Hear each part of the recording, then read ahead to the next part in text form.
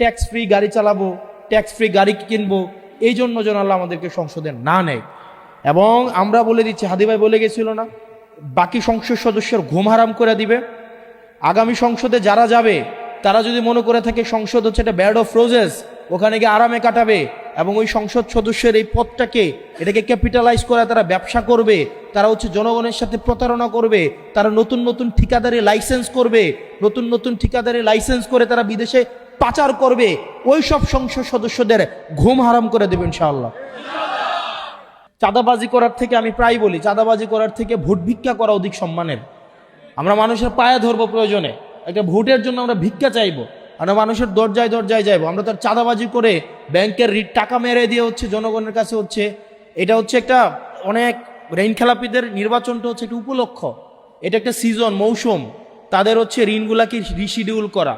অর্থাৎ নির্বাচনের আগে ব্যাংক থেকে একটা স্টে নিবে, স্টে নিয়ে হচ্ছে নির্বাচন করবে, যদি জিতে যায় তাহলে তো ঋণ দেওয়া দূরের কথা, এই এমপির তো বেঁচে ট্যাক্স ফ্রি গাড়ি নিবে, জন আবার নতুন করে ব্যবসা খুলবে, এরপরে হচ্ছে আবার ইয়া করবে, ওই যে টেন্ডারবাজি করবে, ঠিকাদার থেকে পুঁজি নিবে। অর্থাৎ তাদের কাছে এই নির্বাচনটা হচ্ছে একটা মানি মেকিং মেশিন। তো এই মানি মেকিং মেশিন আমাদের হইতে দেওয়া যাবে না। আমি এই ধরনের প্রোগ্রামে আসতে বিব্রত বোধ করি, কারণ এই ধরনের প্রোগ্রাম অতি আত্মবিশ্বাসের জন্ম দেয় এবং এটা আত্মতুষ্টির জন্ম দেয়।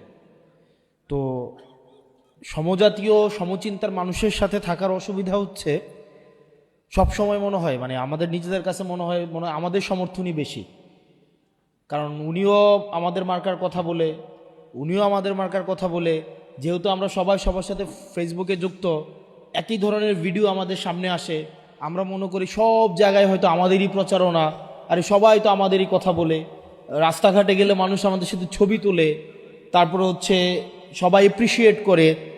তো ছবি তুলতে আসা মানুষ আমি যখন যাচ্ছি বা কোনো একটা রাস্তায়, তখন বা আমাদের প্রার্থী বা আমরা যারা প্রার্থী আছে যাচ্ছি, আমাদেরকে তারা দোয়া করে, আবার বিরোধী দলের প্রার্থী যখন যায় তাদেরকেও কিন্তু দোয়া করে। তো এটা আসলে ভাবার সুযোগ নাই যে আমাদের সমচিন্তার মানুষের সাথে থাকার এটা একটা অসুবিধা। আমরা মনে করি আমার আশেপাশের মানুষগুলো যেমন, গ্রামের মানুষগুলোও তেমন, সবাই মনে হয় শুধু আমারই ভোটার, শুধু আমারই ভোটার। আরে ফেসবুকেও তো আমার কথা, রিলসেও আমার কথা, আশেপাশে সবাই কয় আরে তুমি তো জিতে যাইতেছ। তো এগুলো একটা ক্ষতি আছে, এগুলা আত্মবিশ্বাস তৈরি করে, আত্মতুষ্টি তৈরি করে।